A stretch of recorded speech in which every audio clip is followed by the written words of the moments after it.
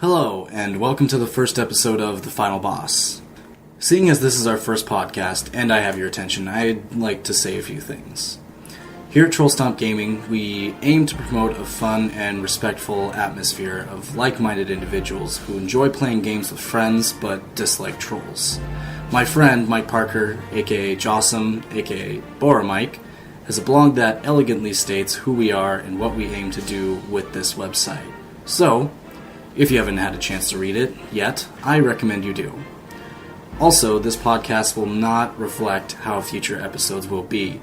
I'd like you to know that I've never done anything like this before, but I'm having fun doing it and want to become a better podcaster so you can get something out of it, other than listening to me ramble about things that are unrelated to the topic at hand. That being said, this podcast is comprised of 3 interviews from 3 of my friends, Wes, Alex, and Morgan. They each have a unique perspective on games that I wanted to share with all of you. However, we will conclude by revealing a commonality between the 3 of them. I don't want to reveal it just yet. Then again, you could just fast forward to the end of this podcast and be done with it, but I would prefer you didn't because I spent a lot of time on this and would like you to hear the things my friends have to say. Anyways, first on the chopping block we have Wes. Wes became interested in games when the first console was probably Atari 3600, I want to say, or whatever. One of the Ataris. From then on, it was pretty much just had it in the ass. First game, obviously, Super Mario Brothers, Duck Hunt, Super Nintendo, Sega, probably... Which Sega? The Genesis. The N64. And then... let's see, Genesis, then...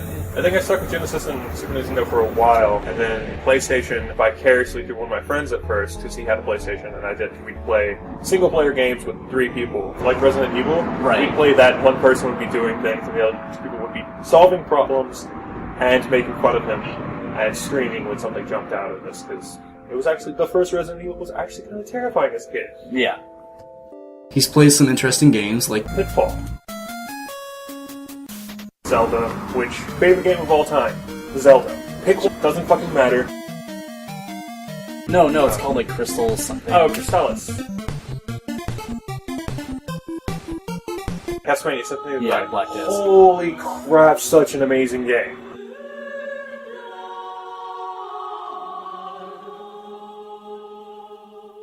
The one for 64. That was the first Metroid game. They had one for 64? Yeah. Metroid Prime. That's GameCube. Parasite Eve was okay. It was a turn-based RPG. Parasite Eve 2 was awesome. And many others that I am too lazy to name or edit into this podcast. As a kid, I was just like, what is an RPG? Because I didn't understand what an RPG was, right? I played video games before I played D&D, and so I didn't know what an RPG was, so I didn't understand. None of it made sense. Okay. Well, let's move to D&D then. When I first started playing tabletop games, it was more hack and slash kind of thing, because it was me and my friends who didn't really know what we were doing, trying to run a game. But yeah, as I got older, that's what drew me back. Like, that's what kept me playing. When I was in South Carolina, one of the guys I worked with, went to A school with, he ran a game. And I played with him because he was an amazing storyteller. And that's what you want. That's what I want. You know, that's why I love tabletop games, is because if you have someone who's actually good at being a DM, a good DM isn't someone who knows all the rules, isn't someone who, you know, can think of all the probabilities of dice or anything like that. A good DM is someone who can tell a story and then use whatever mechanics there to fluff up the story as necessary, right? Ideally, you could run an entire D&D game with no dice, right? Just, I mean, that's kind of white wolfing it, right? The whole Rochambeau thing or whatever, but you can... The dice are there as a tool, not as the only thing driving it, right? You are what's driving it, the story between you and the DM, right? It's not you versus the DM, it's you and the DM versus whatever you can combine and think of, you know? Mm-hmm. You want to fight some huge monster? Great, explain why and how you're going to do it. So, what are some other tabletop RPGs you've played? Mostly just D&D. I've played a couple other campaigns in other D20 systems. Almost every single game, tabletop game that I've played has been a D20 system. Just because it works really well and it's easy to pick up.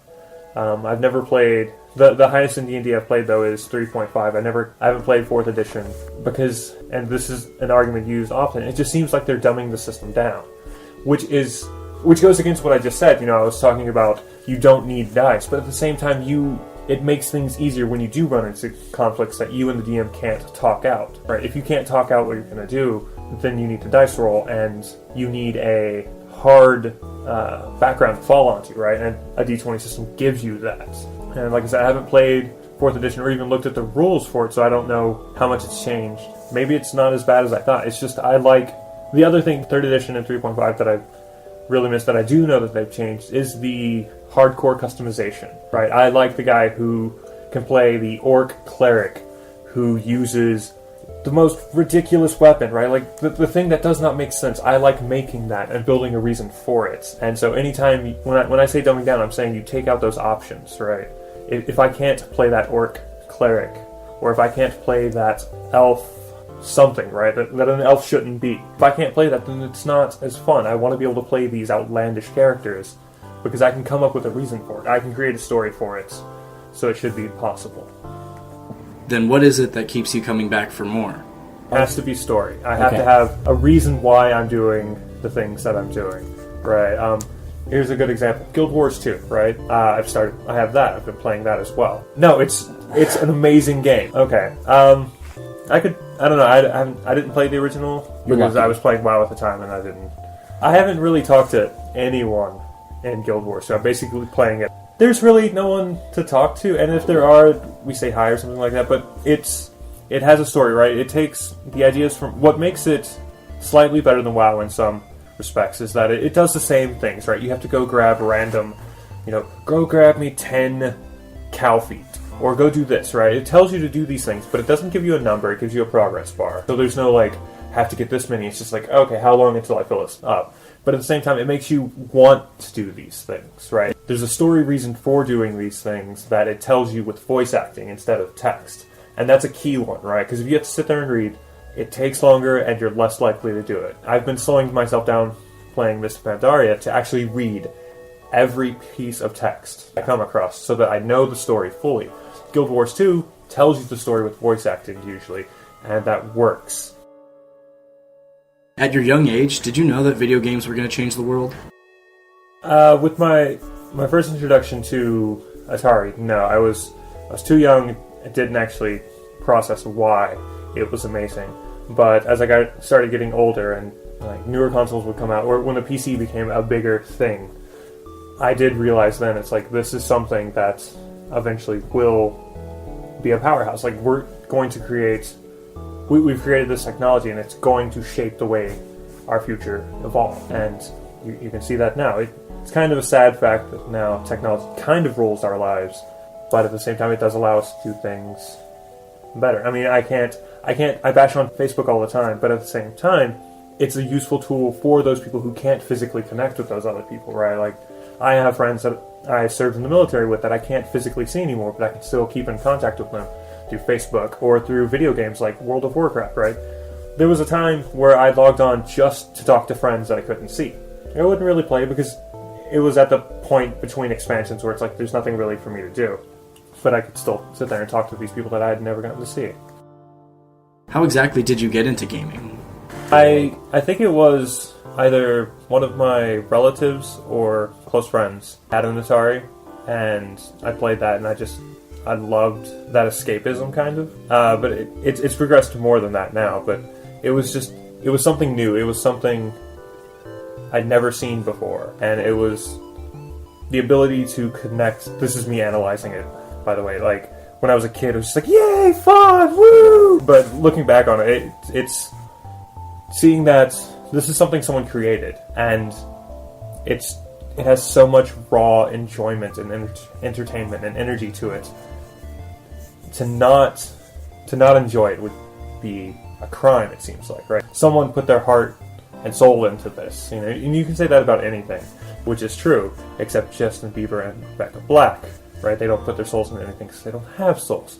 But anytime someone creates something, it's not just, they're not creating it for themselves, they're creating it for others to enjoy as well. I mean, all the people who badmouth Blizzard now for all their expansions, if you take the time to look at everything they do, all the little things that they put in there, random shout-outs to this guy or that guy, or the red shirt guy from fucking BlizzCon, right? They love what they're doing. It may not be what you want them to do, but they love what they're doing and they're trying to give you something, and it's that kind of involvement that just draws you to it. When I was growing up, there were a couple relatives that had systems that I didn't have. There was a point where my great aunt had a Super Nintendo that she played. Like, she played video games, and like whenever I would go visit her, I'd get to play those for a little bit, and so that fostered it as well. But it was someone close to me saying, "Hey, you should check this out. This seems like something you'd be into." Because it was a very, like, even as a kid, I was very math and detail oriented, and so they do foster that. You know, video games are a great way to increase your spatial reasoning and logical thinking skills. You know, if they're done right. If they're just pointless games just for pure entertainment value, sure. But I mean, you can put puzzles like Portal, right? Portal is a great way to teach people because it has all of these puzzles that you have to solve. That some are really easy, some are really hard. It makes you think, and that's why I like them.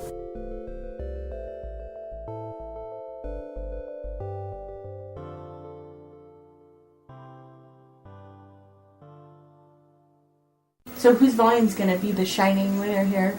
It's probably going to be you, because you're you. Glad we got that recorded. So now everybody can know how much of an asshole you No really one is are. going to listen to this, because if they did, they'd be really bored. Let's move on to our next interviewee, Alex. Hey. Well, my first console. I don't know, actually. I think my own personal console. Oh my gosh, I don't know. The one where you had to blow on the games. The NES. I don't even remember. I just know that it was the big one. What's on there? Mario? I was a big Mario I didn't game back then, so it was pretty much whatever was popular. All I remember is that it was really popular, and Mario was like the only thing I remember people playing, because it was just super cool. Because it's like one of those things that you couldn't say, "Oh, I don't really like Mario," because who doesn't like Mario? Yeah. It's like Michael Jordan. You can't be like, "No, he's not that great." I do remember when GameCube came out, what a big deal that was. My brother waited in line for that, like, overnight. But Luigi's Mansion was so bad. It was like, really, this is what you're going to do with the GameCube? You're going to put this giant thing out there and then start with Luigi's Mansion? Because who wants to play the game without Mario? Maybe those people that weren't too fond about Mario because it's, I don't know, not that good. Wasn't the N64 in between? Like, I don't... Is your brother the only reason you got into video games? Well, I got into playing video games in the beginning because my brother was around and he was older and he loved me a lot, so he would buy me all that stuff and let me play his things. Like when he got Zelda, the Ocarina of Time, I watched him play for hours and then finally was like, "Hey, you think I can get in on that?" And he's like, "Yeah, when I'm not here, you can go ahead and play." So that's what I did. Because he would wake up every morning, 6 in the morning on Saturdays to play games. So it's like, come on, really? Oh. Yeah! Quickly, my dear. I love you, but not right now. No, I was just gonna say, probably gonna go to bed here in a little while. And I'm doing a pre-good night, so I don't have to do it later. Alright, I'm not gonna tuck you in, so... It's not what I was gonna ask. I know you're thinking it, though. No. Okay, I love you. Okay. Okay. I was just gonna say pre-good Say goodnight to Chad. Good night. Good night, Richard. Sorry if I interrupted that. You didn't interrupt anything. For now on, so I don't have to, can I like slide a goodnight paper underneath? Yeah. Okay. Actually, I'll just leave a whiteboard out there. You can write whatever you want, and then when you're gone in the morning, I'll just look at it and remember you. And that'll be like your shtick. Yeah. Perfect. So anyways, then he's like, do you want to play? And I was like, yeah. So then whenever he was gone, Ocarina of Time. yeah, Okay. I wouldn't feel comfortable playing in front of him, so Yeah. I would always play it when he was gone. He was always further than me anyway. My early gaming was games that were multiplayer. I didn't play shit by myself. I played NBA Live, and I was good at it. Let's talk about NBA Live.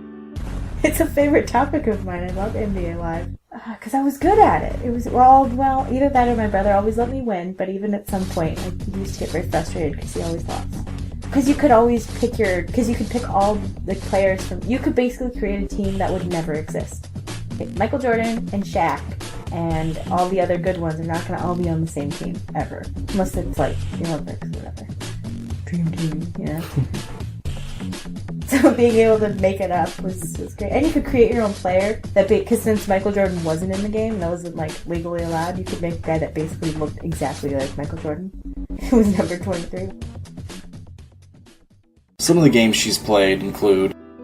Yes, I played all the Sonic... Well, I played most of the Sonic games. I didn't like Tails, though. He was annoying. He always got stuck, and he'd just be, like, jumping. And you're like, I'm past this. Let's move on. I didn't like Knuckles, either. Ugh. These games are terrible. It's ugly. The design is so ugly, and it's gaudy. It's hard to explain why I like Zelda so much. I don't go back and play the old ones very often because they're really hard, but, like... the Ocarina of Time and Wind Waker, it just seems like there's actual, like, real thought and care put into that game. And that's why Majora's Mask felt so cheap. Just like a cheap little move to make a lot of money after the Ocarina of Time was so popular. So I don't like it very much. Were you a fan of the older Zelda games?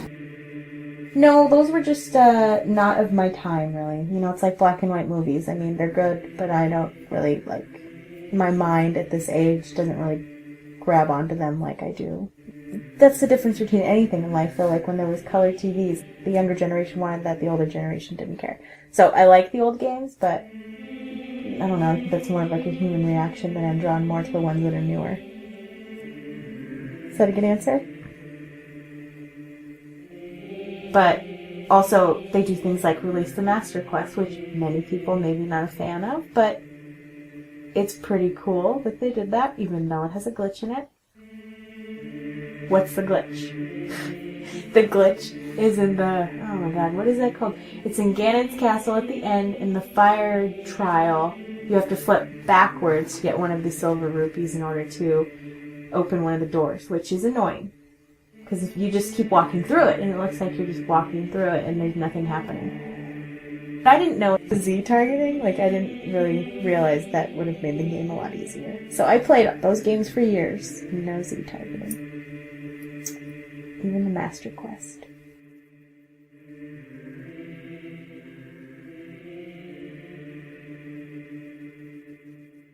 Super Meat Boy? Well, that is a fucking challenge, is what that is. So, if you're not, like, a normal human, if you don't try to play one level, and, like, if you can't do it, if you can just walk away and say, oh, that was cool, guess I'll never be able to do that, then you're weird. Because the minute you start playing that, you just want to be able to just jump around and be super good at it. Super good at it. You get it? No. Well, plus Meat Boy just looks really cool.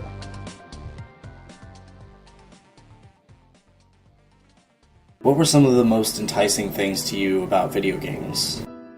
There's a sense of accomplishment. Something to fill time. I mean, on a, real low level. Well, a nice story never hurt anybody, but I mean, most of the time I skip through all that. The only ones I'll listen to is Zelda, but do I really give a shit about the backstory of Sonic? No, I just want to go. I like the levels type of games, too, where it's just like level, keep going. Not so sure about those boss levels, though. I'd rather just skip on over those. Platforming games. Yeah, let me re-answer that. I really like platforming games. I don't know, it can be cool sometimes, because you can play with other people. Although I don't really like playing with other people. I don't like those games. Because then if you get somebody who's really bad, you're just like, oh my god, you're so bad at this. How is that possible? And if there's somebody really good, or you're with the guy who, like, can't handle losing, and he, like, has to throw the controller around. I don't like this new, let's be active, and that's not what, no. I want to sit and game. I don't need to, like, jump around. I think that's what's cool, because you can sit there with a controller and do stuff that you'd never be able to do. Like, ride a horse. I'm not riding any horses anytime soon. You have people that are just kind of like, I know games exist, and there's me, who just, like, plays them, but, my life doesn't depend on them. I don't need to game. If I never gamed again, I think I'd maybe be okay. But if you told me, like, yeah, we're not really gonna do that whole movie watching thing anymore, then I'd probably be upset. There's something about gaming, though, that's so frustrating, and it's like, so if you can't beat a certain level and you stop, like, all I do is sit there and think, oh, Jesus, I have to go back to that at some point. And it's like, for a minute you'll forget and get really excited, like, oh, I can go play this game, and then you're like, I know, I'm stuck on that stupid level and I don't want to do it. So, it's like the water temple syndrome. You're like, God, I would love to play Zelda right now. Wait, I'm at the water temple. I think I'll do something else. Since we've already established that you're a casual gamer, why do you still play games to this day? Because they're What's the still point? making good ones. Plus, I was not aware of the whole indie game world that you introduced me to not too long ago. There's a whole little group of you guys. But it's like a huge... But it's like anything. There's gaming, there's like all these different activities that people do. And there's like the people that just kind of do it casually. But nobody... Unless you're really invested in those worlds, you don't really know about the bigger worlds. You know, like there's a whole indie gaming convention, and like that's huge, and a lot of people know about that, but also a lot of people don't know about that. So it's like, and you like my thinking. I don't know. It's a good question. But I mean, I game because I get a sense of enjoyment out of it. Somehow it fulfills me in some little way. Games still do that for me. I don't know if it'll do it for the rest of my life, although I can't. Because there is a point when I get really just sick of certain games, where you're just like, I don't want to play this anymore. Well, it's always nice to be good at something. And even if you're playing by yourself and don't have somebody there who knows what, like, maybe a better gamer for that specific game looks like, you still feel like you're pretty good at the game. So you kind of feel like, well, I can't do this, but I can play this game. Who knows that I'm bad at them? If I don't play them in front of other seasoned people, they don't know that I don't know that I'm bad at it. Sometimes has it ever happened? You're playing a game, you think you're really good, and then you watch somebody else, you're like, oh shit. Maybe that's why I don't like playing in front of other people. But, you know, I got through the Zelda world without Z targeting, and maybe better gamers do it with Z targeting. It's okay.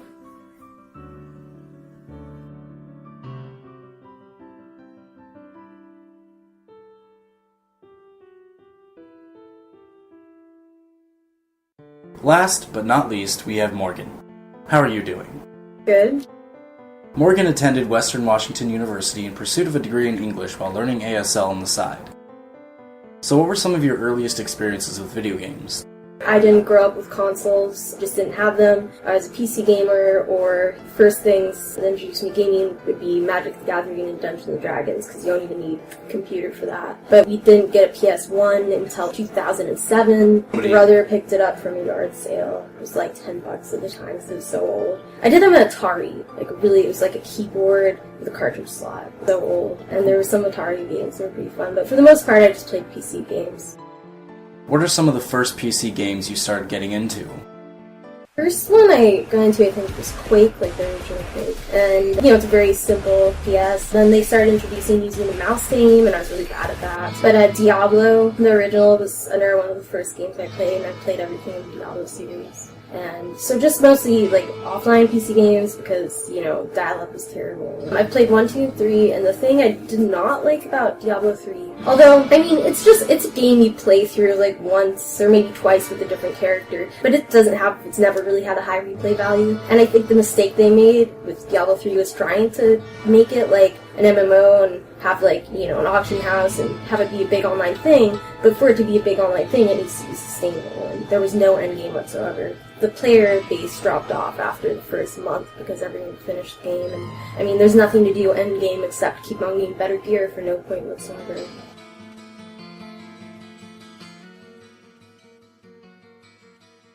Describe your experience playing MMOs.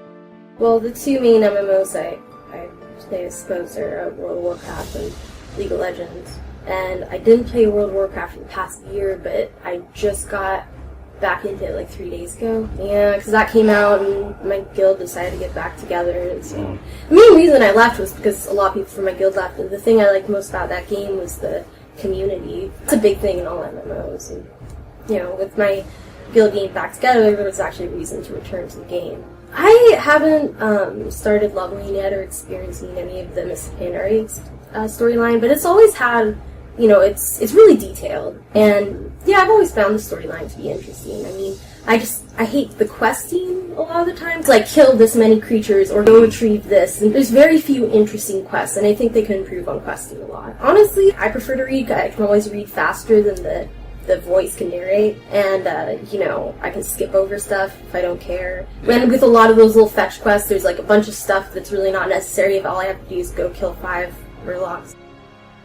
It used to be progression. They didn't have that dungeon, I don't know what they call it, but it lets you know how to deal with bosses and stuff, and that was a big fun of progression, is being the first one on your server to figure out how to deal with a certain boss, and learning to work together as a team. But, I mean, it's still fun if you know how to do it. I mean, it still takes practice. Once you know how to beat the boss, that doesn't mean you can. I mean, you still have to practice and learn to work with each other. And it's always a lot of fun. It's so rewarding when you down that boss for the first time and you just celebrate with your team. They added in this new thing that lets you change the appearance of your armor. So if you have a favorite, like my top looks like tier 3 from the original, like an old preset from Vanilla WoW. And so you can you can pick anything. Like I've seen people wear ridiculous outfits, but you go to this place in town and you pay the vendor a certain amount of gold, and then he copies. So you don't have to worry about what stuff looks like anymore.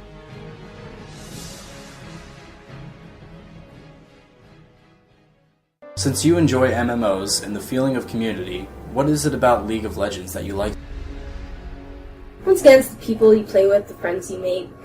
I took 4 years of Spanish in high school, and there's a lot of people from South America that play on the North America servers, and I made a couple friends in Chile, and I've been using Spanish a lot more, and I think that's kind of cool. But mostly, you just make friends and you play with each other, and if not, what I like about that game is it's simplistic. You have 4 abilities, and 2 summary spells you get to choose. So it's not like World of Warcraft where you have 20 spells, you have to memorize their key positions and be able to come up with a rotation. You use what you need when you need it. And because it's simpler, it's a lot easier to manage a balance, between all the different characters. And it makes you think more about strategy than having to get certain gear. I like that about it. And the fact that one of my favorite parts of World of Warcraft is running dungeons, 30, 40-minute instances, and it's action all the time instead of just sitting there waiting for something. And with League of Legends, it's the same thing. It's like being in an instance and it's action all the time, and it's a lot more fun. And once you're done with the game, then you can just put it down and walk away. What compels you to keep coming back to gaming? I mean, that's apples to oranges. Hey!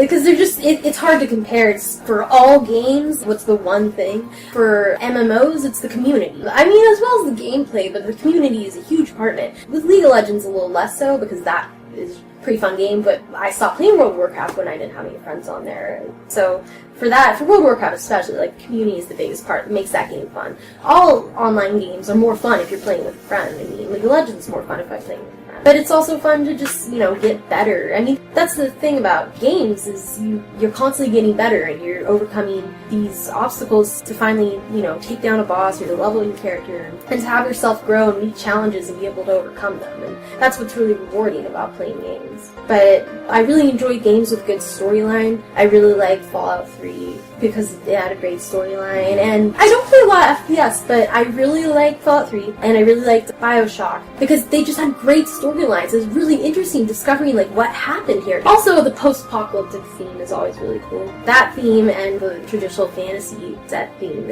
are my favorite. I prefer more RPG kind of sword medieval games just because I have terrible aim, and when they make me aim, it's no good. But I really like the Blizzard series. I thought that had a really good storyline. I really like this old puzzle game called Myst. There's no action whatsoever, but you're just sitting there thinking puzzles, and each frame is just it's a beautiful picture, and there's secrets everywhere to find, and that had a really great storyline too. It was really incredible. It's like getting to read a book while being a part of the story, while being that main character making things happen, and that's, I don't know, that's my favorite part of playing video games, is discovering this world and becoming a part of it.